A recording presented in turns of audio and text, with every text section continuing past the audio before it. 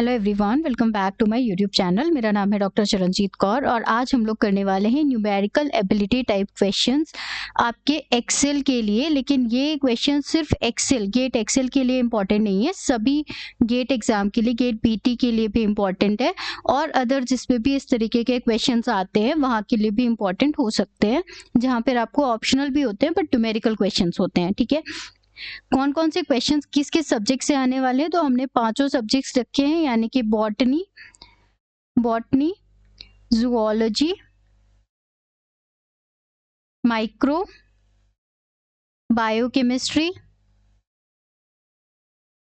And food technology. बहुत easy questions मैंने आज की क्लास के लिए रखे हैं आपके, ताकि आप लोग बेसिक से समझे। जब हम इसको आगे एक और क्लास कर सकते हैं, if this is good, this goes well, तब हम एक और क्लास इसके लिए कंटिन्यू कर सकते हैं। तब हम इसके लिए थोड़े टफ क्वेश्चंस प्लान करेंगे। ओके, आपको जैसा भी लगे, इजी लगे तो, टफ लगे तो आप प्लीज मुझे कमेंट में जरूर बताना at the end of the video. ठीक है, शुरू करते हैं हम लोग।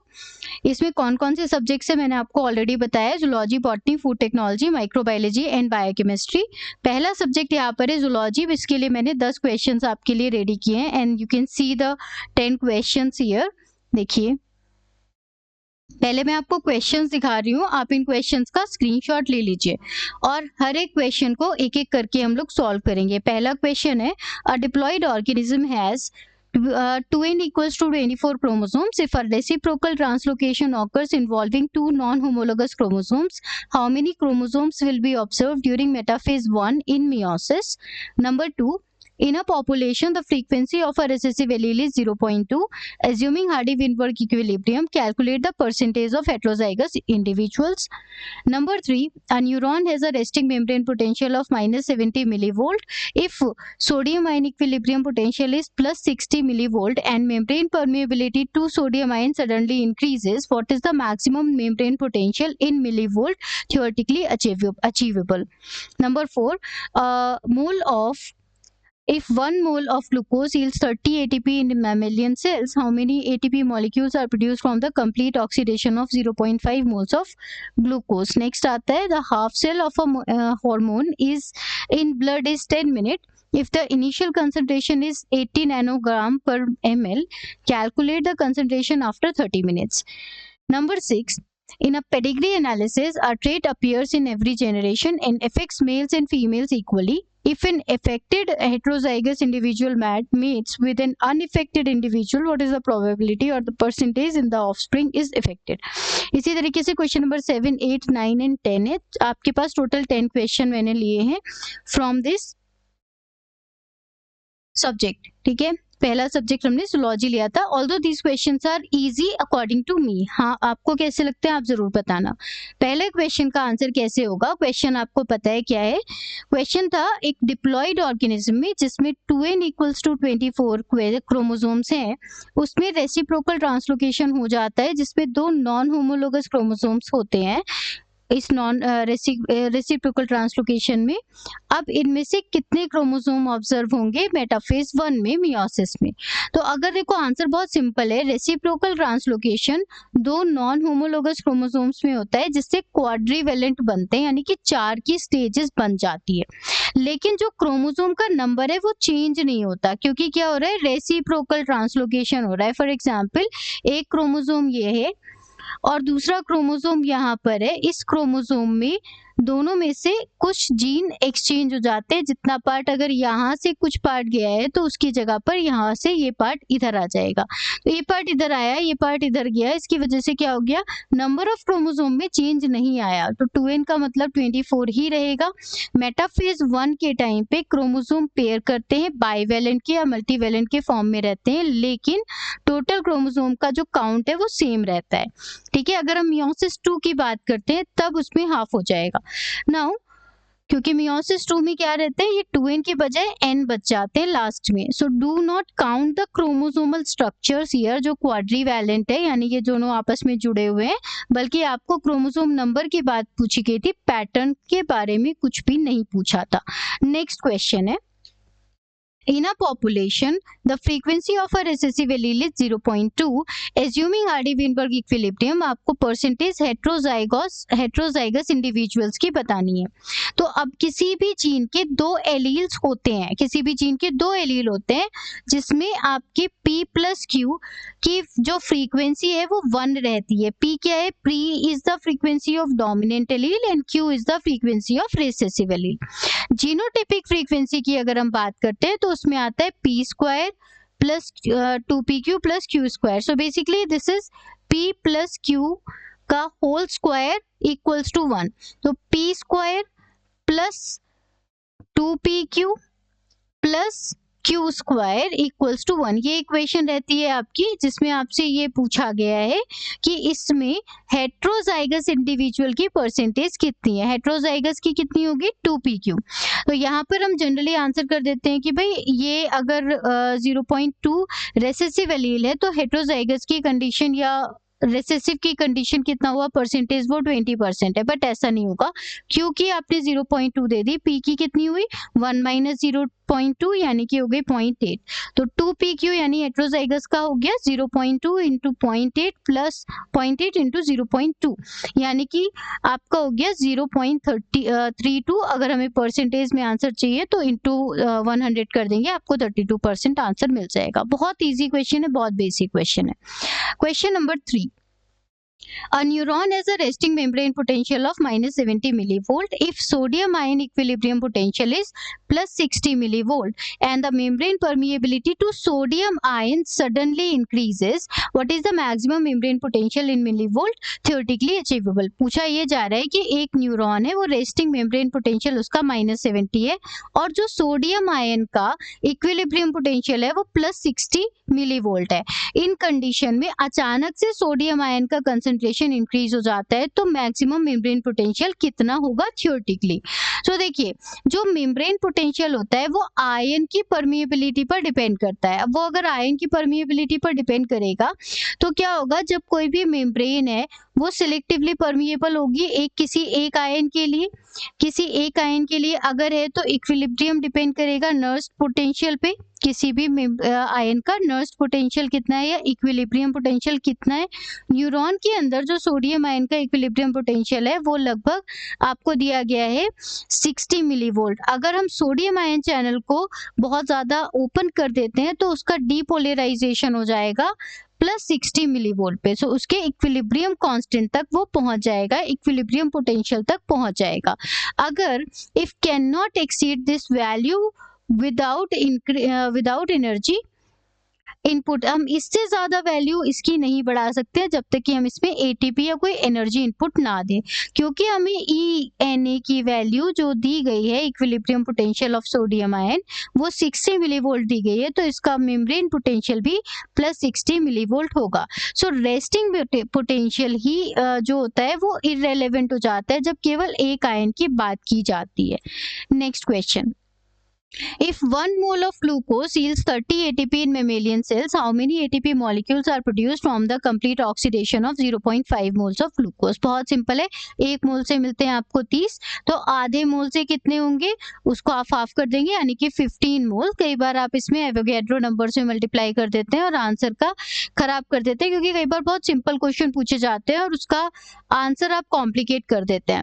Now the half life of a hormone in blood is 10 minutes. If initial concentration is 80 nanogram per ml, then calculate the concentration after 30 minutes. आपसे पूछा गया है हाफ लाइफ किसी हार्मोन की वो 10 मिनट है और इनिशियल कंसंट्रेशन अगर 80 था तो 30 मिनट के बाद कितना होगा। देखिए, फर्स्ट ऑर्डर डीके में क्या होता है, कंसंट्रेशन हाफ जो होती है वो after every half life half हो जाती है, यानी कि हम पहले 10 मिनट की बात करेंगे। अगर आपने 0 मिनट की बात की है तो 0 पे इसका कंसंट्रेशन था 80 नैनोग्राम पर ml। अब इसको 10 मिनट के बाद होगा कितना, 40, क्योंकि इसका हाफ हो गया। उसके 10 मिनट के बाद कितना होगा, इसका हाफ होगा यानी कि 20। इसके 10 मिनट के बाद क्या होगा, इसका हाफ होगा यानी कि 10। और हमारा टोटल कितना हो गया, 10 प्लस 10 प्लस 10 यानी कि 30। आफ्टर 30 मिनट्स हमारा कितना होना चाहिए, 10 नैनोग्राम पर ml बचा रहना चाहिए। देख लीजिए आप, ये जो इक्वेशन है वो क्या हो गई, C is equal to C0 divided by 2 to the power n। n क्या है, n is the number of half life, क्योंकि हाफ लाइफ है 10 मिनट्स, तो टाइम दिया जा रहा है 30 मिनट, तो total number of half life कितने हो गए, 3। इसलिए हम कैलकुलेशन क्या करेंगे, 80 divided by 2 to the power 3, 2 की पावर 3 कितना हो गया, 80 डिवाइडेड बाई 8 इक्वल्स टू 10। ठीक है, ऐसे भी आप कर सकते हैं सॉल्व, और इसको ऐसे भी कर सकते हैं। नेक्स्ट आते हैं, in question number 6, in a pedigree analysis a trait appears in every generation and affects males and females equally। एक pedigree analysis में कोई trait है वो generation में male और female को equally affect करता है। If an affected heterozygous individual mates with an unaffected individual, what is the probability that the offspring is affected? देखो, कोई भी ऐसी कंडीशन है जहाँ पे मेल और फीमेल को इक्वल हो रहा है इफेक्शन, या इक्वल इन्फेक्शन हो रहा है उस पर्टिकुलर ट्रेट से, इक्वली वो एक्सप्रेस कर रहा है मेल्स एंड फीमेल्स में, यानी कि वो सेक्स लिंक तो नहीं है, सेक्स लिंक्ड नहीं है, वो क्या होगा, वो दोनों को इक्वली कर रहा है, यानी कि ऑटोसोमल है। ठीक है, और वो हर एक जनरेशन में क्योंकि आ रहा है, यहाँ पे दिया जा रहा है एवरी जनरेशन मतलब जनरेशन स्किप नहीं कर रहा है। whenever any trait which do not skip any generation then we will consider it as a dominant trait। तो ये हो गया आपका ऑटोसोमल एंड डोमिनेंट, क्योंकि वो हर जनरेशन में है और दोनों सेक्सेस को इक्वली इफेक्ट कर रहा है। तो इसका क्रॉस कैसा बना, आपने क्या क्रॉस कराया है कि एक अफेक्टेड हेटेरोजाइगस इंडिविजुअल है वो एक अनइफेक्टेड इंडिविजुअल के साथ करेगा। अनइफेक्टेड यानी कि यहाँ पर रिसेसिव कैरेक्टर आएगा क्योंकि ये डोमिनेंट ट्रेट है। तो capital A small A into small A, ठीक है, इसको ध्यान रखिएगा। अब ऑफस्प्रिंग्स पे क्या होगा, 50% जो बनेंगी, चाहे तो आप इसको बना के देख सकते हैं। जब आप क्रॉस करेंगे तो क्या बनेगा, यहाँ से आपको केवल ए मिलेगा, एक जीन जो आपका हेप्लॉइड मिलेगा, यहाँ से 2 मिलेंगे, तो एक बनेगा आपका कैपिटल ए स्मॉल ए, एक इससे बनेगा आपका स्मॉल ए। ठीक है, फिर इस वाले ए से और ये वाला बन रहा है तो कैपिटल ए स्मॉल ए, और फिर अगेन इस वाले ए से ये वाला ए जाएगा तो स्मॉल ए। तो 50% हो गए आपके अनइफेक्टेड और 50% हो गए आपके इफेक्टेड। ठीक है, आंसर हो गया 50%। समझ आया? Next, the rate of oxygen consumption in a fish is 5 ml oxygen per hour at 20 degree centigrade. किसी फिश के अंदर ऑक्सीजन के कंजम्पशन का रेट 5 ml ऑक्सीजन पर घंटे की स्पीड से वो चलता है 20 डिग्री पे। अगर Q10 2 है तो what will be the oxygen consumption at the rate at 30 degree centigrade. Q10 क्या होता है, कोशेंट होता है, टेम्परेचर कोशेंट। ये क्या बताता है, ये आपका ये बताता है कि एवरी 10 मिनट में कितना आपका चेंजेस आएंगे, एवरी 10 मिनट में कितने चेंजेस आ जाएंगे। जैसे कि 10 मिनट के बाद ये डबल हो जाएगा एक तरीके से। ठीक है, कैसे देखेंगे, नॉट डबल बट किस तरीके से चलता है उसको देखेंगे। सो Q10 यानी कि जो टेम्परेचर कोफिशिएंट है या कोशेंट है, इसको कैसे डिफाइन किया जाता है, Q10 is equal to rate at 10 + 10 degree centigrade divided by rate at T। उस पर रेट कितना था 10 डिग्री के बाद, और T पर कितना था। अगर 2 का मतलब ये 2 है, इसका मतलब हर 10 डिग्री पर, हर 10 डिग्री बढ़ाने पे जो रेट होता है वो 2 गुना हो जाता है। ये कहाँ कहाँ पर यूज होता है Q10 की वैल्यू, एंजाइम की एक्टिविटी में, रेस्पिरेशन में, ऑक्सीजन के कंजम्पशन में, और मेटाबॉलिक रेट इन एक्टोथर्म्स, जैसे फिश हो गए, इंसेक्ट्स हो गए, जिनका टेम्परेचर बाहर के टेम्परेचर के साथ बढ़ता रहता है। ऐसे वाले ऑर्गेनिजम्स में उनके मेटाबॉलिक रेट में, ऑक्सीजन कंजम्पशन में, रेस्पिरेशन रेट में और आपके एंजाइम एक्टिविटी में Q10 की वैल्यू इंपॉर्टेंट होती है। अब कहानी शुरू करते हैं। इनिशियल टेम्परेचर T1 था आपका 20 डिग्री सेंटीग्रेड और फाइनल टेम्परेचर T2 है आपका 30 डिग्री सेंटीग्रेड। तो डेल्टा T कितना हो गया 10 डिग्री। अब इनिशियल रेट कितना था 5 ml ऑक्सीजन पर आवर, तो Q10 दे दिया है आपको 2। फॉर्मूला क्या रहेगा आपका यहाँ पर, QR2 यानी रेट जो फाइनल है इक्वल्स टू रेट पहला वाला इंटू Q10। Q10 की वैल्यू कितनी थी, delta T divided by T। Q10 की पावर में आपका क्या आएगा, delta T divided by 10। Delta T आपका 10 था, डिवाइड किया 10 से तो आया 1। Q10 की वैल्यू आपको दी गई है 2, सो 2 की पावर क्या हो गया 10/10। जब ये आप करते हैं तो आ जाता है 1। अब ये R1 को अगर हम Q10 की पावर में ये रख के तब हम उससे वैल्यू से डिवाइड मल्टीप्लाई कर देते हैं तो आपको आंसर मिल जाएगा, यानी कि 10 ml ऑक्सीजन पर आवर। इसमें ये बहुत इंपॉर्टेंट है क्योंकि यहाँ तो ये सिंपल था, यहाँ तो केवल 20 से 30 डिग्री दिया गया था। अब अगर ये 20 से 40 डिग्री होता तो कहानी कुछ और होती। क्यों? देखिए तब क्या होता, तब यहाँ पर टेम्परेचर होता, टेम्परेचर डिफरेंस होता है यहाँ पे 20 डिग्री सेंटीग्रेड। 20 डिवाइडेड बाई 10 में 2 बच जाता। तब क्या होता, आपको रेट जितना भी दिया हुआ था इसको मल्टीप्लाई करना होता 2 की पावर 2 से, यानी 4 टाइम्स हो जाती वैल्यू, यानी कि 5 इंटू 2 टू द पावर 2, यानी कि 5 इंटू 4। तब जो वैल्यू होती वो होती है आपकी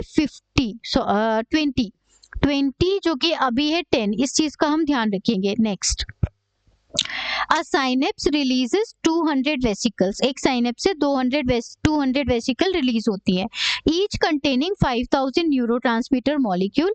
calculate the total number of molecule release. बहुत सिंपल है, एक साइनेप्स होता है जिसमें 200 वेसिकल रिलीज होती है और हर एक वेसिकल में 5000 न्यूरोट्रांसमीटर है।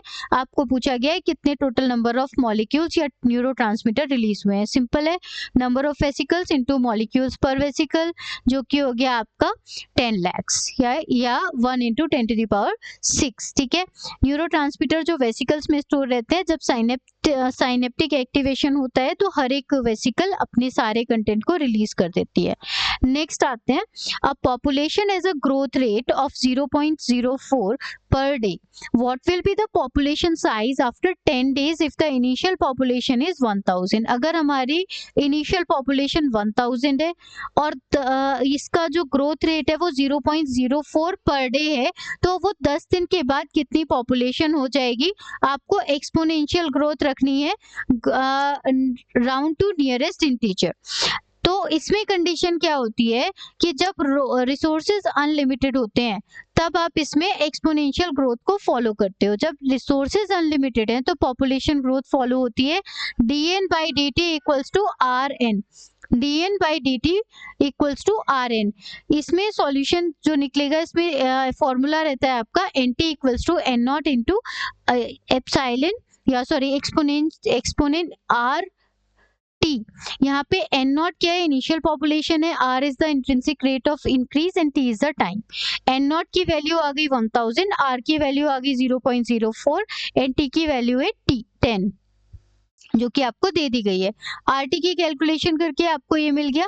nt का मतलब कितना हो गया? nt equals to 10,000 into e, जो आपका एक्सपोनेंशियल वैल्यू है उसको 0 to the power 0.4।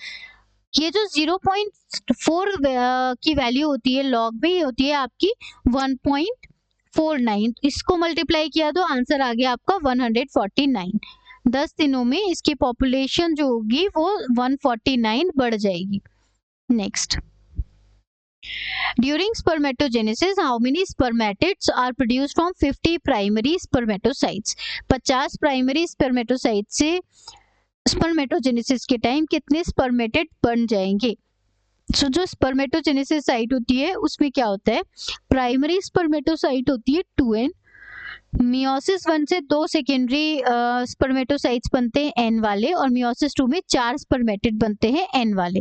So simple सी बात है, एक प्राइमरी स्पर्मेटोसाइट जो होती है वो 4 स्पर्मेटिड देती है, और आपको जब 50 दिए गए हैं तो कितने बनेंगे? टोटल 200 बन जाएंगे।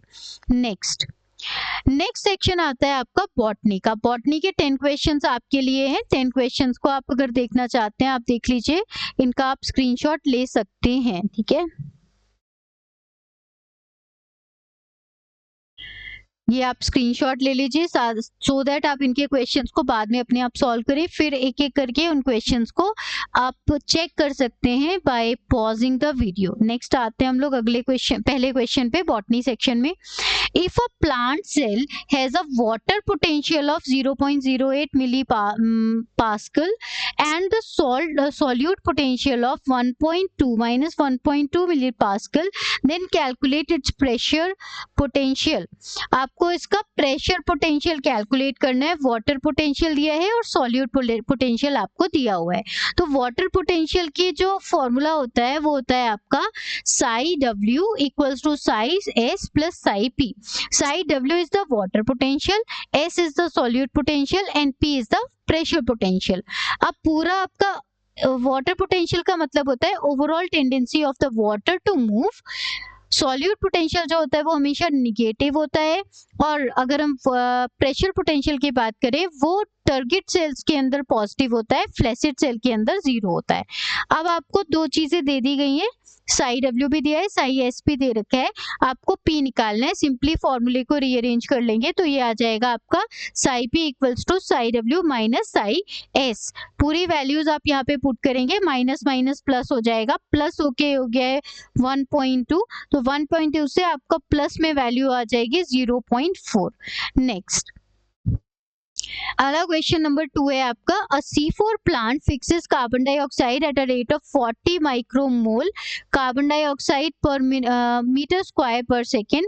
If the photorespiration is negligible, how many RUBP molecules are required per second to sustain this state. एक C4 प्लांट के अंदर कार्बन डाइऑक्साइड का जो फिक्सेशन रेट है वो 40 micromole carbon dioxide per metre square per second है।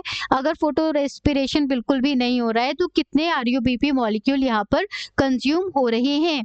Calvin cycle में एक कार्बन डाइऑक्साइड मॉलिक्यूल जो होता है वो एक RUBP से फिक्स होता है। तो C4 प्लांट के अंदर कार्बन डाइऑक्साइड की कंसंट्रेटेड फॉर्म में रहेगा, फोटो रेस्पिरेशन बिल्कुल 0 के इक्विवेलेंट है, और RUBP की जो रिक्वायरमेंट है वो कार्बन डाइऑक्साइड जितनी फिक्स हो रही है उस पर डिपेंड करता है। क्योंकि यहाँ पर ये रेट दे रखा है ऑलरेडी 40 माइक्रोमोल, तो आंसर भी आपका हो गया कि 40 माइक्रोमोल पर सेकेंड आपको RUBP की जरूरत होगी, क्योंकि एक कार्बन डाइऑक्साइड एक RUBP के से आपको मिलती है। Next, if mitosis takes 1 hour and the total cell cycle time is 24 hours, what percentage of cells will be in mitosis at any given time। एक किसी भी माइटोसिस के लिए 1 घंटे का टाइम लगता है और टोटल साइकिल का टाइम है 24 घंटे, तो कितने परसेंट सेल किसी भी एक टाइम पे माइटोसिस में होंगे। इस तरह के क्वेश्चन अक्सर आते हैं। ये डिपेंड करता है आपके माइटोटिक इंडेक्स पे। व्हाट इज माइटोटिक इंडेक्स, यही आपसे पूछा जा रहा है in short. Mitotic index means time spent in mitosis divided by total cell cycle time। अब क्योंकि हम ये मान के चलते हैं कि सेल पॉपुलेशन है वो एसिंक्रोनस है। एसिंक्रोनस मतलब all the cells are in different phases, कोई प्रो फेज में होगा या कोई मेटा फेज में है, कोई प्रो फेज में है, या हम कह सकते हैं कोई G1 में है, कोई S में है, कोई G2 में है, M के अंदर भी डिफरेंट डिफरेंट साइकिल्स है। वो सारी की सारी एक फेज में ग्रोथ नहीं कर रही है, तब हम उन्हें कहते हैं ये एसिंक्रोनस है। तो सेल पॉपुलेशन एसिंक्रोनस है, प्लस जो सेल्स है वो रैंडमली डिस्ट्रीब्यूटेड है पूरी सेल साइकिल फेजेस में। तो कैसे कैलकुलेट किया जा रहा है, यहाँ पर आपका टोटल आवर्स कितना दिया है, ये सब आवर्स में है, तो आवर्स में आपको टाइम दिया है 1 घंटा और 24 घंटा है टोटल आपका सेल साइकिल का टाइम। इसको आप 100 से मल्टीप्लाई करते हो परसेंटेज कैलकुलेट करने के लिए, so the answer is 4.17%। Next, a cell has 200 stomata per millimeter square. If each stoma loses 0.5 nanogram of water per minute, calculate total water loss nanogram per minute from 1 centimeter square leaf area। आपसे कहा गया है एक leaf पे 200 stomata पर millimetre square पे है। हर एक स्टोमा जो होता है वो 0.5 नैनोग्राम वाटर का लॉस करता है। टोटल वाटर लॉस निकालना है 1 सेंटीमीटर स्क्वायर लीफ में। 1 सेंटीमीटर स्क्वायर का मतलब हो गया 100 मिलीमीटर स्क्वायर। 1 मिलीमीटर स्क्वायर में आपके 200 है, तो 100 में कितने होंगे 20,000 होंगे। एक में 200 स्टोमेटा सॉरी 1 से आपका 0 नैनोग्राम वाटर का लॉस होता है, तो 20,000 से कितना होगा 0.5 इंटू 20,000 यानी कि 10,000 नैनोग्राम पर मीटर मिनट आपका आंसर होगा। Next, in angiosperms the chromosome number in sporophytic tissue is 2n equals to 16। Angiosperm में क्रोमोसोम का नंबर स्पोरोफिटिक टिश्यू के अंदर 2n equals to 16 होता है। So what will be the chromosome number in the antipodal cells? Antipodal cells के अंदर chromosome का number कितना होगा? एंटीपोडल सेल्स क्या होते हैं? एंटीपोडल सेल्स होते हैं female gametophyte. Female gametophyte haploid होते हैं, यानी कि इनका नंबर हाफ होगा, यानी कि n होगा 2n/2 यानी कि 8। नेक्स्ट, क्वेश्चन नंबर 6 कह रहा है the absorption spectrum peak of chlorophyll a is at 680 nanometer. Calculate the frequency of absorbed light into 10⁻14 hertz. Speed of light है इतना, आपको फ्रीक्वेंसी बतानी है कितनी फ्रीक्वेंसी ये एब्जॉर्ब लाइट की कितनी फ्रीक्वेंसी ये कर रहा होगा, कितना एब्जॉर्ब कर रहा होगा, फ्रीक्वेंसी बतानी है उसकी। इसका ओडी वैल्यू या एब्जॉर्प्शन की जो वैल्यू है, वेवलेंथ है, वो है 680 नैनोमीटर। बहुत सिंपल फॉर्मूला होता है, nu is equal to c by lambda. Nu is the frequency, c is the speed of light and lambda is the जो उसका वेवलेंथ है। लैम्डा की वैल्यू आपको नैनोमीटर में 680 दी गई है, इसको आप मीटर में कन्वर्ट कर लेंगे तो ये आ जाएगा 10⁻⁹। अब जब आप पूरा 3 इंटू 10⁸ जो कि आपको दिया हुआ है, इससे आप डिवाइड करते हैं 680 बाई 10⁻⁹। जब आप इसको डिवाइड करते हैं तो आंसर आता है 4.41 into 10⁻14 nanometer, 14 hertz. Next, if transpiration rate doubles for every 10 degrees centigrade in temperature, by what factor will it increase when the temperature rises from 20 to 40 degree centigrade? जैसे मैंने आपको अभी पूछा था, अभी एक क्वेश्चन में इस तरीके की चीजें बताई थी, सेम इसी तरीके से है कि अगर ट्रांसपिरेशन रेट है वो डबल हो जाता है हर 10 डिग्री सेंटीग्रेड के बाद, अगर आप उसको 20 से 40 डिग्री टेम्परेचर राइज करेंगे तो कितना इंक्रीज होगा ट्रांसपिरेशन रेट? तो Q10 का लॉजिक आप लगाओगे, डेल्टा टी की वैल्यू जो हो गई है वो 20 डिग्री सेंटीग्रेड है, यानी कि 40 माइनस 20 इक्वल्स टू आ गया आपका 20 डिग्री सेंटीग्रेड। ठीक है, अब जब आप रेट इंक्रीज करोगे तो Q10 का जो लॉजिक रहता है वो रहता है delta T divided by 10, Q10 to the power of delta T divided by 10। यहाँ पे Q10, अब डेल्टा टी कितना हो गया 20 डिवाइडेड बाय 10 यानी कि 2, और Q की वैल्यू कितनी दे दी गई है, Q10 की दे दी गई है आपकी वैल्यू कि ये डबल होता है, यानी इसकी वैल्यू हो गई 2। सो 2 रेज टू द पावर 2 यानी कि 4 टाइम्स इंक्रीज हो जाएगा जितना भी रेट था उससे। Next, the plant shows Mendelian segregation with phenotypic ratio 3:1. If 640 plants are observed, how many expected to show the recessive phenotype? बहुत easy question है ये तो। इसमें 3:1 में प्लांट मेंडेलियन सेग्रीगेशन शो कर रहा है, 3:1 दिखाता है, 3:1 दिखाता है, इसमें 640 टोटल प्लांट्स हैं, टोटल प्लांट्स में से कितने रिसेसिव फिनोटाइप शो करेंगे? 3:1 में जो 3 वैल्यू होती है वो आपकी डोमिनेंट वाले होते हैं। डोमिनेंट चाहे वो होमोजाइगस हो जैसे ये या फिर हेट्रोजाइगस हो जैसे ये। हमसे जो क्वेश्चन पूछा गया है वो इसके बारे में पूछा है, जिसका रेशियो है 1:4। ये आपके टोटल 4 में से केवल एक है, यानी कि 1/4 है। सो अब इसमें हमें जो फ्रैक्शन निकालनी है वो है आपकी 1/4, यानी कि 640 डिवाइडेड बाय 4 करोगे, यानी आंसर आ जाएगा आपका 160 plant. Next, if nitrate reductase converts nitrate to nitrite at a rate of 6 micromole per minute, how many nitrite is produced in 45 minutes? बहुत इजी है, 1 मिनट में 6 माइक्रोमोल करता है तो 45 मिनट में कितना करेगा? सीधा सीधा मल्टीप्लीकेशन का क्वेश्चन है, 270 आपको मिल जाएगा। नेक्स्ट आते हैं, a DNA molecule has 30% adenine and आपको ग्वानिन का परसेंटेज निकालना है। हमें क्या पता होना चाहिए, हमें पता होना चाहिए एडेनिन की पेयरिंग होती है थाइमिन से, ग्वानिन की पेयरिंग होती है साइटोसिन से। अब ये चारों मिलके 100% टोटल बेस बनाते हैं। अगर ए की वैल्यू 30 है तो टी की भी 30 होगी, यानी कि ए और टी मिलके 60% हो गए टोटल। ये 60% टोटल हो गए तो जी और सी मिलके कितने हो गए 40%, क्योंकि जी और सी दोनों मिलके 40% है तो हाफ, यानी जी की वैल्यू 20% हो जाएगी। नेक्स्ट आपका सब्जेक्ट आता है फूड टेक्नोलॉजी। देखिए मैं आपको क्वेश्चन अलग अलग सब्जेक्ट के नाम से करा रही हूँ, बट ऐसा नहीं है कि ये क्वेश्चन कहीं और नहीं आ सकते हैं। जैसे फूड टेक के क्वेश्चन आपको बायोटेक्नोलॉजी में मिल जाएंगे, माइक्रोबायोलॉजी में मिल जाएंगे, बायोकेमिस्ट्री में भी मिल सकते हैं। ये क्वेश्चन है, जैसा मैंने आपको बोला था, आप पहले की तरह इसका भी स्क्रीनशॉट ले सकते हैं, आपको इससे फायदा होगा। ठीक है, आगे शुरू करते हैं हम लोग इन क्वेश्चन के आंसर्स, क्योंकि मैं एक एक क्वेश्चन साथ में ही पढ़ रही हूँ तो देयर इज नो प्रॉब्लम। पहला क्वेश्चन है the first order reaction as a rate constant of 0.1 per minute. एक फर्स्ट ऑर्डर रिएक्शन का रेट कांस्टेंट है 0.1 पर मिनट। अब इसका हाफ लाइफ आपको बताना है। तो किसी भी फर्स्ट ऑर्डर रिएक्शन के लिए हाफ लाइफ की जो इक्वेशन होती है वो होती है T half equals to 0.693 divided by K. ठीक है, इसमें की पॉइंट क्या है, हाफ लाइफ इनिशियल कंसंट्रेशन की बिल्कुल भी डिपेंडेंट नहीं होती है and this property is unique to the first order reaction. इसमें क्या होगा, T half is equal to 0.693 divided by K की वैल्यू आपको 0.1 दे दी गई है रेट कांस्टेंट। सो आंसर आ गया आपका टी की value 6.93 minute. Next, if moisture content of food decreases from 60 to 30% weight basis पे, गीलेपन के हिसाब से आपने लगाया किसी फूड का मॉइस्चर कंटेंट 60 से 30% रह गया है, आपको परसेंट रिडक्शन बताना है, मॉइस्चर का परसेंट रिडक्शन बताना है। वेट बेसिस पे जो मॉइस्चर होता है इसका मतलब है टोटल मास वाटर का divided by total mass of food into 100। Percent reduction का मतलब होता है डिफरेंस, ना कि रेशियो, यानी कि 60 - 30 यानी कि 30%। सिंपल।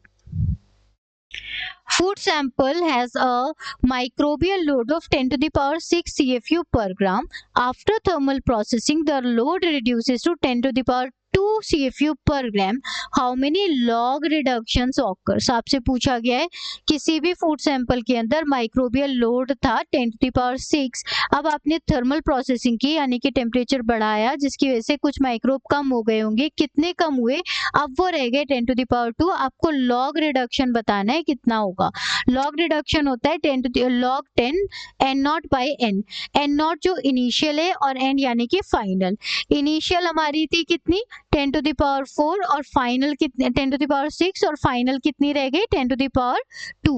जब आप दोनों को डिवाइड करते हैं आंसर मिलता है 10 to the power 4। तो लॉग रिडक्शन की वैल्यू पूछी गई है, लॉग 10 to the power 4 की वैल्यू होती है 4, यानी लॉग रिडक्शन हो गया 4। Next, if the d value of a microorganism at 121 degree centigrade is 2 minute, how long will it take to achieve a 6 log reduction? D value का मतलब क्या होता है, डी वैल्यू का मतलब होता है जो 1 लॉग के लिए टाइम चाहिए, 1 लॉग रिडक्शन के लिए यानी 90% रिडक्शन के लिए जितना टाइम रिक्वायर्ड होता है वो आपकी डी वैल्यू कहते हैं। किसी भी माइक्रो ऑर्गेनिज्म के 90% रिडक्शन करने के लिए जो टाइम रिक्वायर्ड है उसको हम डी वैल्यू कहते हैं। सो यहाँ पर क्या होता है, टाइम हमें पूछा गया है कि कितने टाइम में 6 लॉग रिडक्शन हो जाएगा। 1 लॉग में लग रहा है जो टाइम वो डी वैल्यू है, नंबर ऑफ लॉग से आप मल्टीप्लाई कर दोगे क्योंकि 2 मिनट लग रहे हैं 90% माइक्रोब्स को किल करने के लिए, तो हमें टोटल 6 लॉग रिडक्शन करना है। तो कैसे करेंगे, D into number of log reduction यानी कि 2 मिनट इंटू 6 यानी कि 12 मिनट। आप 12 मिनट करेंगे तो ऑलमोस्ट आपकी 99% से भी ज्यादा माइक्रो ऑर्गेनिजम्स किल हो जाएंगे। Next, a beverage contains 12 gram sugar per 100 ml, how many grams of sugar are there. इस तरह के क्वेश्चन इन जनरल आते नहीं है, बट सिंपल क्वेश्चंस भी हम समझ सकते हैं अपनी इजीनेस के लिए या फिर इसकी सिंपल कैलकुलेशंस के लिए। तो देखिए यहाँ पर 12 ग्राम पर 100 ml का मतलब हो गया 100 ml में 12 ग्राम शुगर है। ये सिंपल मास वॉल्यूम कंसंट्रेशन है, परसेंटेज यहाँ पे हमें नहीं निकालनी है। तो क्या आंसर रहेगा 12 ग्राम इन 100 ml यानी 0.12 ग्राम पर ml। आपको 0.12 ग्राम पर ml से 750 ml से मल्टीप्लाई करेंगे तो आपको पता चल जाएगा 750 में कितने ग्राम शुगर है, यानी कि आपकी 90 ग्राम शुगर यहाँ पर चाहिए या होगी। If water activity of a food reduced from 0.98 to 0.9, calculate the percent decrease। आपसे पूछा गया है कि एक वाटर एक्टिविटी किसी फूड की रिड्यूस हो गई है 0.98 से 0.9 तक, तब आपका परसेंट डिक्रीज कितना हुआ ये पूछा है। परसेंट डिक्रीज का मतलब decrease divided by initial value into 100। Initial value इतनी थी, फाइनल वैल्यू इतनी हुई, आपने सिंपली इसका डिक्रीज निकाल लिया, वो आ गया आपका 0.08, माइनस कर दिया हमने 0.98 से 0.9 को। अब इसको आप परसेंटेज में निकाल रहे हैं तो 0.8 divided by 0.98 into 100 equals to 8.16%। ये आपका परसेंट डिक्रीज निकल आता है। अगला क्वेश्चन है, a fat sample has a saponification value of 180, calculate the average molecular weight of the fatty acid। molecular weight दिया है 56,100 पर saponification value। ठीक है, ये मॉलिकुलर वेट का वैल्यू दे दी गई है। सेपोनिफिकेशन वैल्यू का मतलब होता है milligram KOH required to saponify 1 gram fat. 1 gram fat को कितने मिलीग्राम KOH की रिक्वायरमेंट है वो सेपोनिफिकेशन वैल्यू कहलाती है। जितना ज्यादा सेपोनिफिकेशन वैल्यू होगा उतना छोटा फैटी एसिड चेन होगा। नाउ इसका रिलेशनशिप जो होता है वो कैसा हो गया, इनवर्स, क्योंकि ये उल्टा है। जितना ज्यादा आपको KOH चाहिए उतना छोटा फैटी एसिड चेन है, जितना बड़ा फैटी एसिड चेन है उतना कम आपको KOH की वैल्यू चाहिए होती है। सो आपने क्या किया, मॉलिक्यूलर वेट में सेपोनिफिकेशन वैल्यू से डिवाइड कर दिया सिंपली, क्योंकि यहाँ पर दिया हुआ है सिंपल फॉर्मूला, मॉलिक्यूलर वेट निकालना है। मॉलिक्यूलर वेट कितना है 56,100 डिवाइडेड बाय सेपोनिफिकेशन वैल्यू है 180, यानी मॉलिक्यूलर वेट जो उस फैटी एसिड का होगा वो होगा 311.67। Next, during drawing mass of a product reduces from 1.2 kilogram to 0.8 kilogram। calculate the percent weight loss। Simple है, लॉस कितना हुआ डिवाइडेड बाय इनिशियली कितना था। लॉस हुआ 0.4 का, क्योंकि 1.4 से 0.8 रह गया है, और टोटल इनिशियली कितना वेट था वो था 1.2। 1.2 से आप डिवाइड कर देंगे, मल्टीप्लाई कर देंगे 100 से, तो आंसर आ जाएगा 33.33%। Question number 9 says a milk sample has pH 6.6, calculate the hydrogen ion concentration into 10 to the power minus 7 मोल। आपको हाइड्रोजन आयन कंसंट्रेशन निकालना है, pH की वैल्यू 6.6 दी गई है। pH का क्या फॉर्मूला रहता है, pH is equal to minus log base 10 into HIN concentration. जब आप रीअरेंज करते हैं तो HIN concentration is equal to 10 to the power minus pH। अब HIN concentration equals to 10 to the power minus 6.6, क्योंकि pH की वैल्यू है 6.6। अगर हम इन दोनों को इसको स्प्लिट करें तो क्या होगा, 10 टू द पावर माइनस 6.6 का मतलब हुआ 10 to the power minus 7 into 10 to the power 0.4। जब ये 10 टू द पावर 0.4 का वैल्यू आप निकालेंगे तो वो आ जाएगा 2.51। ये 2.51 आ गया, ठीक है, और ये हो गया आपका 10 to the power minus 7। So answer will be HIN concentration will be 2.51 into 10 to the power minus 7। कहीं कोई क्वेश्चन में दिक्कत है तो आप उस क्वेश्चन का टाइम स्टैम्प डाल के पूछ सकते हैं in the comment box. If thermal conductivity of food is 0.5 volt per meter kelvin and the temperature, अगर जो भी आपका थर्मल कंडक्टिविटी है वो है 0.5 W पर MK एंड जो टेम्परेचर ग्रेडियंट है वो दिया गया है आपको 20 केल्विन पर मिनट पर मीटर। तो आपको हीट फ्लक्स निकालना है, हीट फ्लक्स कितना मूव कर रहा है। इसमें फूरियर्स लॉ लगता है। फूरियर्स लॉ कहता है Q is equal to K into dt by dx। Q क्या चीज है? Q is the heat flux जो आपको कैलकुलेट करना है। K is the thermal conductivity जो आपको दिया हुआ है यहाँ पर, थर्मल कंडक्टिविटी, ठीक है। और आपको टेम्परेचर ग्रेडियंट है dt/dx, वो भी आपको दिया हुआ है। ये सब आप मल्टीप्लाई कर लेंगे, Q की वैल्यू आ जाएगी यहाँ पर 10। जितना ज्यादा K है यहाँ पर उतना ज्यादा हीट इजीली फ्लो कर रही है, और जितना कम होगा उतना ही मटेरियल इंसुलेटर की तरह काम कर रहा होगा। जितना कम है उतना ही कम फ्लो करेगी, जितना ज्यादा होगा उतना ज्यादा हीट फ्लो करेगी। नेक्स्ट सेक्शन है आपका माइक्रोबायोलॉजी। हम लोग ऑलमोस्ट 30 क्वेश्चन अभी तक कर चुके हैं, और अभी 20 क्वेश्चंस और बाकी हैं। आई होप आप लोग थके हुए नहीं होंगे। ये आपका क्वेश्चन है, for screenshot you can see, ठीक है। इसके अलावा मैंने एक व्हाट्सएप चैनल आपके लिए बनाया है जिसमें मैं सारे के सारे आपको लिंक्स प्रोवाइड करूंगी, सारी चीजें आपको मिलती रहेंगी, और जो भी पीडीएफ अगर आपको चाहिए तो आप मुझे पूछ सकते हैं।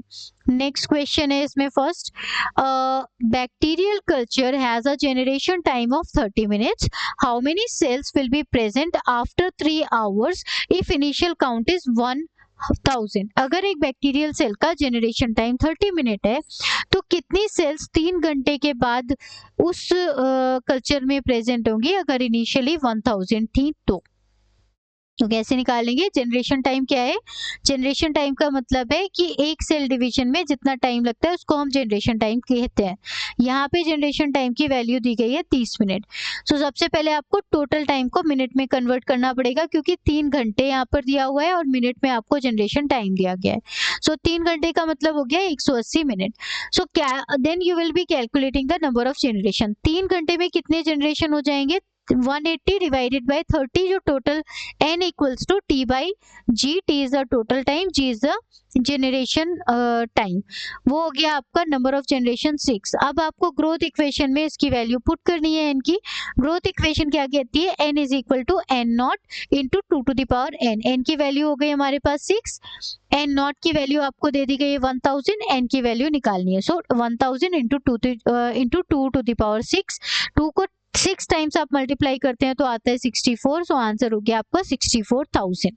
Next, if OD 600 of a culture is 0.8 and 1 OD unit equals 8 into 10 to the power 8 cells per minute, so then calculate the cell density। Cell की डेंसिटी आपको कैलकुलेट करनी है। अगर किसी कल्चर की OD 0.8 है और एक OD का मतलब 8 into 10 to the power 8 cells per ml है। सिंपल सी बात है, जितना सेल नंबर होगा ये बिल्कुल डायरेक्टली प्रोपोर्शनल होती है। जो भी आपको सेल का नंबर है उसको ओडी की वैल्यू से मल्टीप्लाई कर देंगे, आपको नंबर ऑफ सेल्स पता चल जाएंगे कितना होगा। सिंपल मल्टीप्लिकेशन करना था। Next question, a virus has burst size of 100, if 50 infected cells lies, how many virions are released। अगर burst size 100 है और 50 सेल लाइज करती है तो कितने विरियन रिलीज होंगे? हमें लाइटिक वायरल साइकिल का क्वेश्चन दिया गया है। सिंपल मल्टीप्लिकेशन है। नंबर ऑफ विरियंस का मतलब हुआ burst size into total number of infected cells. burst size था 100, total number of infected cells थी जो 2t, लाइव सेल थी वो थी 550। तो आंसर हो गया आपका 5000 विरियंस रिलीज होंगे आपके। Next, if mutation rate is 10 to the power 6 per gene per generation, how many mutants are expected in a population of 10 to the power 7 cells। बहुत इजी है, सिंपल सिंपल। जितना पॉपुलेशन है उसको म्यूटेशन रेट से multiply कर दो। Population था जो था वो था आपका 5 इंटू 10 टू द पावर 7, उसको आपने म्यूटेशन के रेट से मल्टीप्लाई किया, आंसर आ गया आपका 5 इंटू 10 टू द पावर 1 और 50 जो म्यूटेंट्स हैं वो हर एक इस सेल्स के अंदर 50 म्यूटेंट सेल्स आपको मिलेंगी। Calculate percent GC content if the DNA has 1200 G guanine and 800 C out of total 4000 nucleotide. ऐसे क्वेश्चन अक्सर आते रहते हैं, IIT जैम में भी पूछे जाते हैं। ये आपने क्या पूछा गया है कि कैलकुलेट करना है परसेंट जीसी कंटेंट, जीसी का परसेंटेज देखना है। 4000 में 1200 जी है और 800 सी है, तो कितने आपके परसेंट जीसी है? कितना टोटल हुआ? 1200 प्लस 800 यानी कि 2000 आउट ऑफ 4000, ये कितना हो गया? 50% सिंपल है। Next, if plasmid copy number is 20 per cell, how many plasmid copies are present in 3 into 10 to the power 6 cells? बहुत easy है। सिंपली कितने प्लाज्मिड एक सेल में थे और कितने नंबर ऑफ सेल थे मल्टीप्लाई कर देंगे 10 टू द पावर 7 से 6 इंटू 10 टू द पावर 7 इसका आंसर आ जाएगा। अगर हमें NAT में लिखना है तो it will be 60 and then 6 times 0। So basically होता क्या है, थोड़ी थ्योरी में देखते हैं। प्लाज्मिड कॉपी नंबर का मतलब क्या है? हर एक इंडिविजुअल बैक्टीरियल सेल में एक average on an average 20 copy DNA की प्लाज्मिड डीएनए की प्रेजेंट है। इस प्लाज्मिड कॉपी नंबर का मतलब ये है कि हर एक इंडिविजुअल बैक्टीरियल सेल्स के अंदर कम से come on an average 20 copy present है उस पर्टिकुलर प्लाज्मिड की, which is common for high copy number plasmid जैसे PUC टाइप। प्लाज्मिड क्यों रिक्वायर्ड होता है? क्लोनिंग और एक्सप्रेशन के लिए जरूरी होता है। यहाँ पर हम क्या एजम्पशन करना हमारे लिए कंपलसरी है कि सभी सेल्स के अंदर प्लाज्मिड प्रेजेंट है, कॉपी नंबर यूनिफॉर्म है सभी पॉपुलेशन में, और कोई भी प्लाज्मिड का लॉस या फिर सेग्रीगेशन डिफेक्ट नहीं है। ठीक है,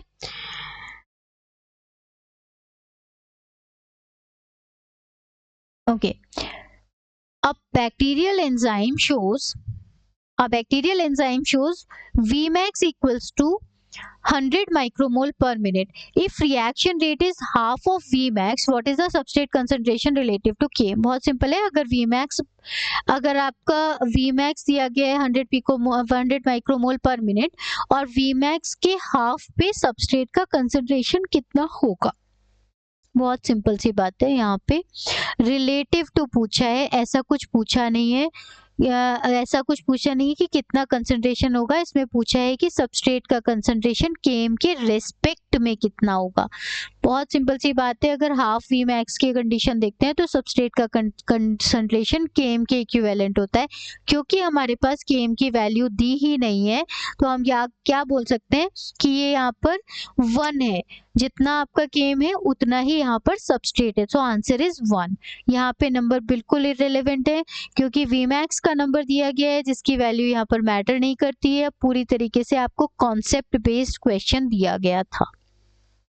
Next, if sterilization reduces microbial load from 10 to the power 8 to 10 to the power 3 CFU, calculate the log reduction. Food technology में भी सिमिलर क्वेश्चन था, यहाँ पर भी सिमिलर क्वेश्चन है। कितना लोड रिड्यूस हुआ है? देखिए 1 log का मतलब है पॉपुलेशन रिड्यूस हो गई 10 टाइम्स, यानी कि 90% रिडक्शन हो गया है। सिमिलरली 2 log का मतलब है 99%, 3 log का मतलब हो गया 99.9% और इसी तरीके से वो आगे बढ़ता जाता है। So log reduction equals to log 10 n naught by n. n is the initial count, n naught is the initial count and n is the final count. Calculation आप करते हैं तो ये हो गया 10 to the power 5 आपका इनका ratio का जब हम लॉग निकालते हैं यानी कि 5 टाइम्स इसका लॉग रिडक्शन हो चुका है। Next, a culture consumes 4 gram glucose to produce 2 gram biomass. Calculate the yield coefficient. Yield coefficient आपको निकालना है। 4 ग्राम ग्लूकोज से 2 ग्राम बायोमास मिला है आपको। क्या होता है यील्ड का कोफिशिएंट?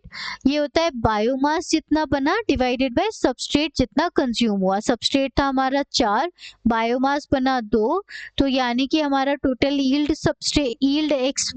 कोफिशिएंट या फिर YX बाय S कितना हुआ? वो हो गया 0.5। Next, if doubling time is 40 minutes, calculate growth rate constant per hour. growth rate constant पर घंटे पे कितना होगा अगर डबलिंग टाइम 40 मिनट है तो?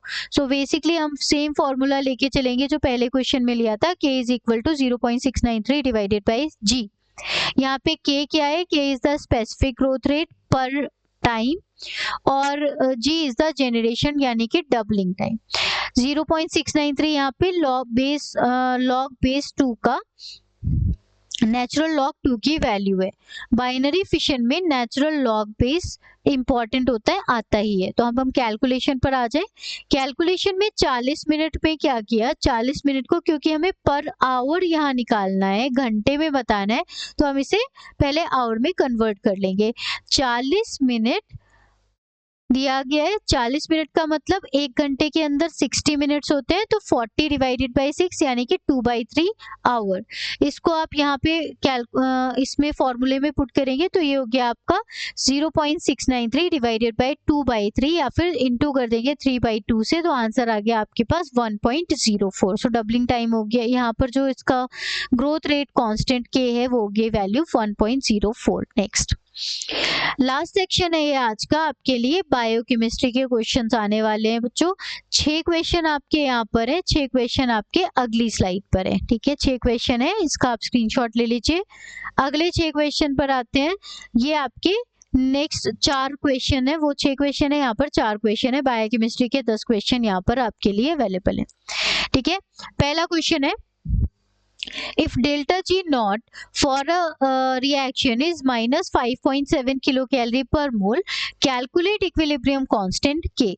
डेल्टा G naught की वैल्यू माइनस 1.36 log K आपको दी गई है। ठीक है, अब यहाँ पर कहानी क्या है, क्योंकि यहाँ पर डेल्टा जी की वैल्यू दी गई है माइनस में, इसका मतलब है ये रिएक्शन स्पॉन्टेनियस होगी। जितना ज्यादा के की वैल्यू आ रही है उतना ज्यादा रिएक्शन प्रोडक्ट को फेवर करती है। यहाँ पे जो फॉर्मूला आपको दिया गया है वो किससे ड्रिवन है, delta G is equal to minus R T L N K. अगर हम 25 डिग्री सेंटीग्रेड की बात करते हैं तो आर की वैल्यू हमारी होती है 8.31 समथिंग, और आपकी टी की वैल्यू कितनी होगी 25 डिग्री सेंटीग्रेड, यानी 25 प्लस 273, ये हो गया डिग्री केल्विन। जब आप पूरी मल्टीप्लीकेशन करेंगे तब जाके आपको ये वैल्यू मिल जाएगी माइनस 1.36 लॉग के।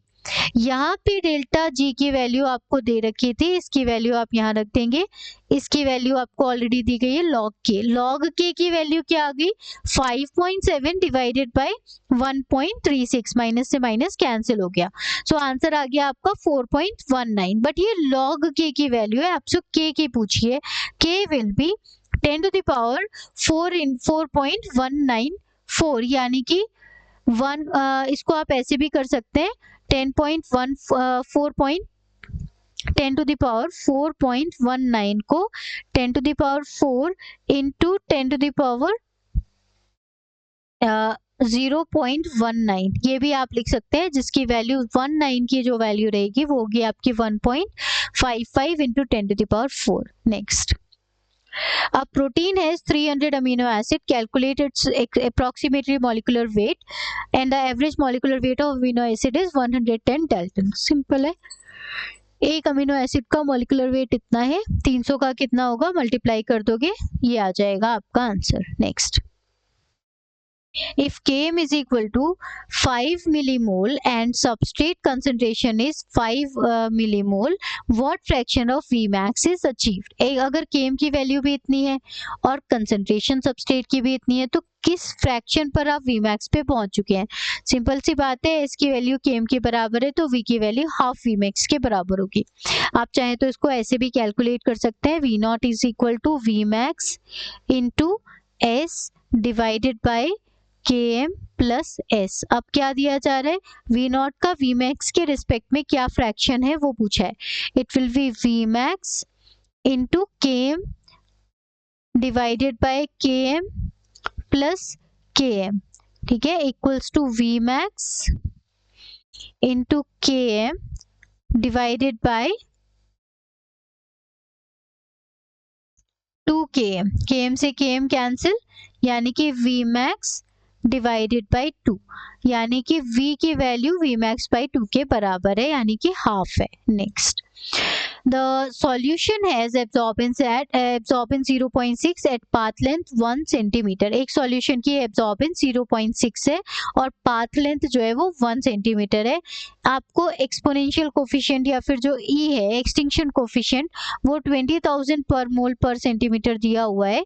आपको कंसंट्रेशन निकालनी है, सिंपल फॉर्मूला होता है A is equal to epsilon LC। E क्या है या एप्सिलॉन क्या है यहाँ पर वो दिया हुआ है एल की वैल्यू दी गई है लेंथ, और सी का मतलब सी आपको निकालना है। सी के लिए क्या करेंगे, इस फॉर्मूले को रीअरेंज करेंगे तो C equals to A by E L आ जाएगा। ए की वैल्यू दे रखी है, बाकी सबकी पुट करके आप 10, ये आपका आंसर आ गया 3 इंटू 10⁻⁵। बट हमसे किस में पूछा गया है, माइक्रोमोल में। माइक्रो में कन्वर्ट करने के लिए क्या करोगे, इसमें कर दोगे आप 10⁻⁻6 से मल्टीप्लाई। जब आप 10⁻⁶ से मल्टीप्लाई करोगे तो आंसर आ जाएगा आपका 30 micromole. Next, during glycolysis how many ATP molecules are produced per glucose molecule. एक ग्लूकोज से कितने ग्लाइकोलिसिस में कितने एटीपी बनते हैं। देखिए ग्लाइकोलिसिस के टाइम पर 2 एटीपी यूज होते हैं, 2 एटीपी प्रोड्यूस होते हैं, टोटल एटीपी 2 बनते हैं। अगला क्वेश्चन है, in a mammalian cell complete oxidation of one glucose molecule produces 10 NADH and 2 FADH2 in the mitochondria। Mammalian cell में ग्लूकोज मॉलिक्यूल के कंप्लीट ऑक्सीडेशन से 10 NADH 2 FADH2 माइटोकॉन्ड्रिया में बनते हैं। इसके साथ साथ 2 साइटोसोलिक NADH जनरेट होते हैं ग्लाइकोलिसिस में, जो कि ग्लिसरॉल 3 फॉस्फेट शटल से एंटर करते हैं। अब दिया गया है माइटोकॉन्ड्रियल NADH से 2.5 ATP बनते हैं और एक FADH से Na 1.5 ATP बनता है। Cytosolic NADH glycerol 3 phosphate shuttle से जब एंटर करता है तो 1.5 ATP पर NADH बनाता है। ठीक है, और कैलकुलेट आपको करने टोटल ATP कितने बने ऑक्सीडेटिव फॉस्फोराइलेशन से। आंसर क्या होगा, देखिए माइटोकॉन्ड्रिया में जो दिया गया आपको 10 मॉलिक्यूल और इससे कितने एटीपी बनते हैं 2.5 एटीपी। टोटल एटीपी कितने हो गए यहाँ पे 10 इंटू 2.5 यानी कि 25 एटीपी, ये रहे 25 एटीपी। दूसरा माइटोकॉन्ड्रिया में FADH2 के 2 मॉलिक्यूल है और एक FADH2 से आपको 1.5 एटीपी मिलता है, टोटल हो गए 3 एटीपी 2 FADH से। फिर बचा साइटोसोलिक NADH। साइटोसोलिक NADH किससे एंटर कर रहा है, ग्लिसरॉल 3 फॉस्फेट शटल से एंटर कर रहा है, बाकी सब तो आपके ETC से आ रहे हैं। ये आपका ग्लिसरॉल 3 फॉस्फेट शटल से एंटर करता है तो एक NADH से 1.5 मिलते हैं, यानी यहाँ से भी आपको मिले टोटल 3 ATP। तो आपके टोटल ATP कितने हो गए 25 + 3 + 3 यानी कि 31। ठीक है, नेक्स्ट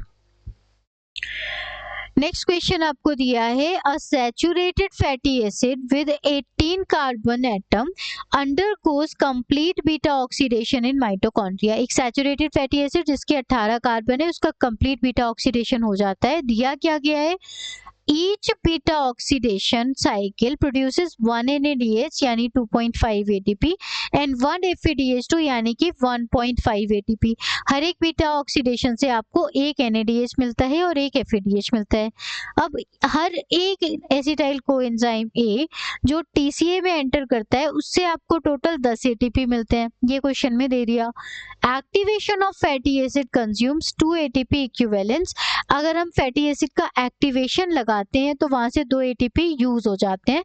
टोटल ATP कितने बने कंप्लीट ऑक्सीडेशन में वो आपको बताना है। तो हमें क्या बताना होगा, देखिए number of acetyl coenzyme A कितना हुआ, एसिटाइल कोएंजाइम ए कितने होते हैं, हर एक बार जितनी बार आपका ये बीटा ऑक्सीडेशन होता है दो दो करके एसिटाइल कोएंजाइम में 2 कार्बन की यूनिट अलग होती रहती है। अब क्योंकि हमारे पास 18 कार्बन है, 2 अलग रहते रहेंगे तो टोटल 9 एसिटाइल कोएंजाइम में वहां से रिलीज हो जाएंगे।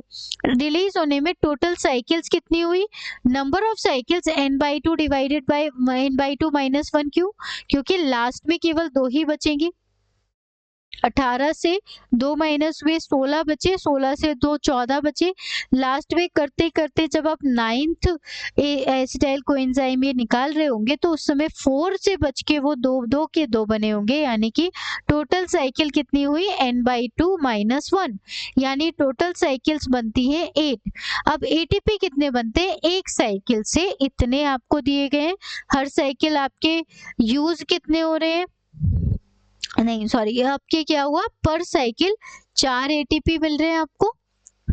ठीक है, दो एटीपी कंज्यूम हो रहे हैं। एटीपी टीसीए से आपको कितने मिल रहे हैं, क्योंकि 9 एसिटाइल कोएंजाइम है, उससे आपको 10 एटीपी मिलते हैं, तो टोटल कितने हो गए आपके 90 एटीपी हो गए। अब आपने एक्टिवेशन की कॉस्ट हटा दी, जो कि स्टार्टिंग में चाहिए केवल एक बार, activation cost which was 2 ATP.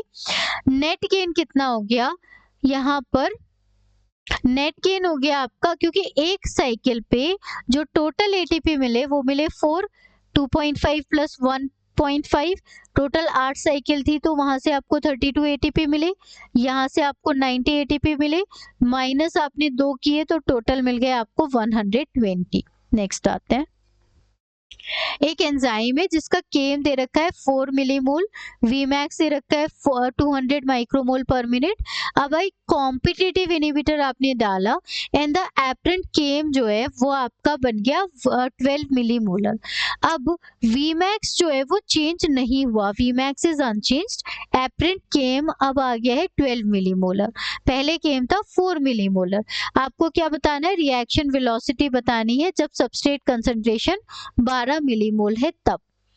किसी भी कॉम्पिटिटिव इनहिबिशन के टाइम पे जब Vmax है वो अनचेंज रहता है, लेकिन केम अपने एपरेंट केम के हिसाब से बढ़ जाता है।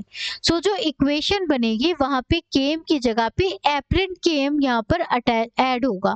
कैलकुलेशन क्या हुई, एपरेंट केम ऐड कर दोगे, सबस्ट्रेट का कंसंट्रेशन 12 दे रखा है, 200 आपका Vmax है, और हम एपरेंट केम भी यहाँ पर 12 ले लेंगे, प्लस इसमें 12 सबस्ट्रेट का कंसंट्रेशन ऐड करेंगे, टोटल वैल्यू जो V की आ गई यानी वेलोसिटी की आ गई वो आ गई 100। नेक्स्ट,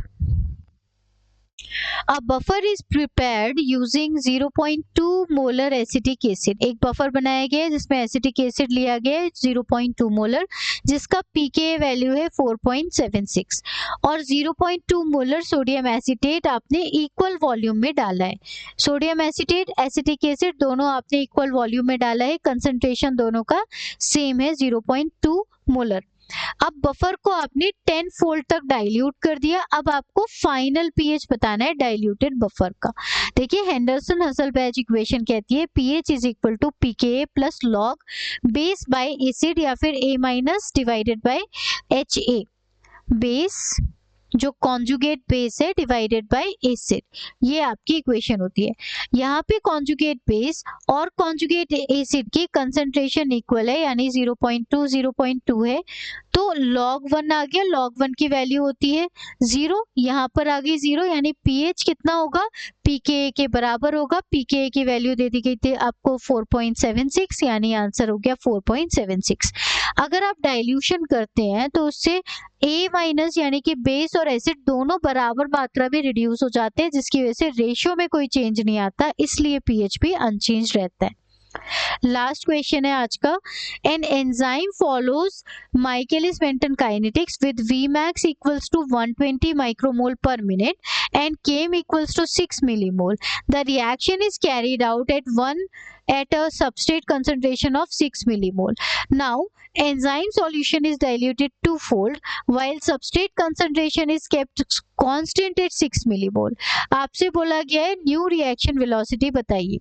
एक रिएक्शन जो है वो माइकेलिस मेंटन इक्वेशन को फॉलो करती है, Vmax और Km की वैल्यू दे दी गई।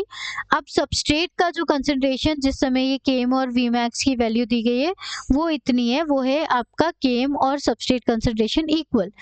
आपने एंजाइम का सॉल्यूशन डाइल्यूट कर दिया, एंजाइम को डाइल्यूट किया है, ध्यान दीजिएगा, और सबस्ट्रेट का कंसंट्रेशन कांस्टेंट रखा है, तब क्या होगी रिएक्शन वेलोसिटी।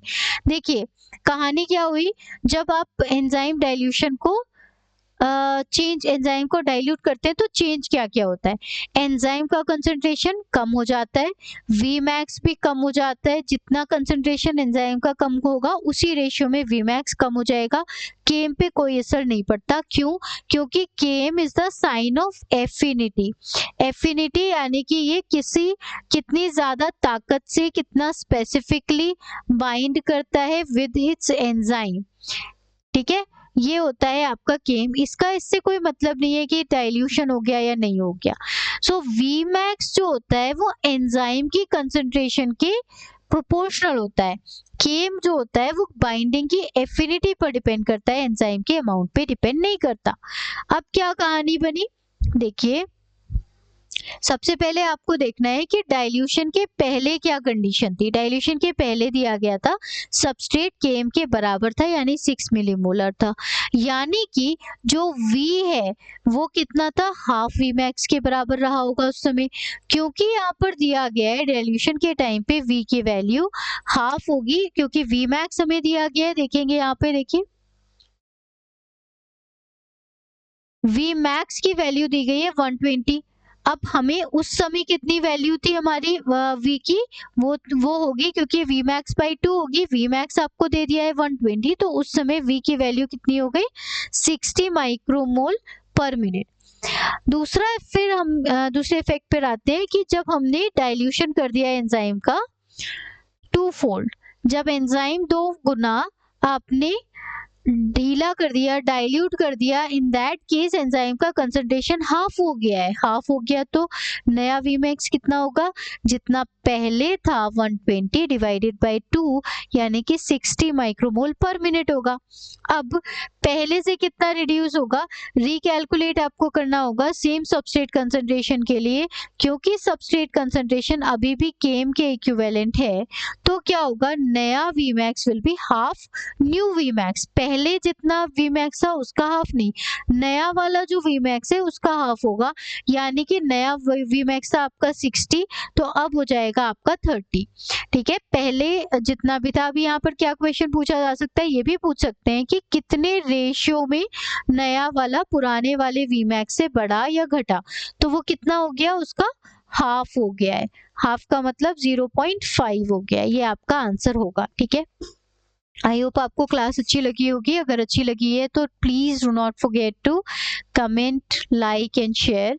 दूसरी बात, अपने दोस्तों को बिल्कुल भी ये मत कहना कि ये सब यहाँ पर आने वाला है, क्योंकि यहाँ से 100% क्वेश्चन आएंगे। ठीक है जी, नमस्कार, सत श्री अकाल, बाय बाय, टेक केयर।